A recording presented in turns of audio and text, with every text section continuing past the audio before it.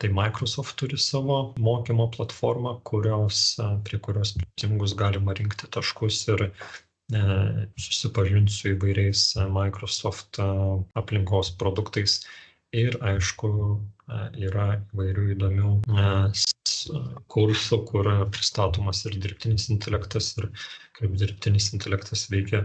Net turime atskirą Student Hub, tai overview, ir turbūt studentai gali pasibaigti šitą mokymo platformą, Azure AI Services, Copilot Studio ir taip toliau. AI for Beginners, pavyzdžiui, AI Agents for Beginners, tai manau Creative AI for Beginners šie kursai praplėstų akiratį ir suteiktų bazinės žinias apie patį principą dirbtinio intelekto.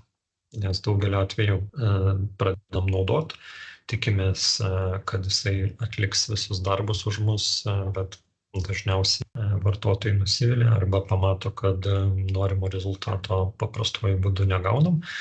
Tai tokiu atveju būtų visada rekomenduotina suprast, kas tai yra dirbtinis intelektas, būtent dabartinis, ypač šie populiarūs LLM moduliai, kaip jie veikia, kas slepiasi po tais akronimais ir taip toliau.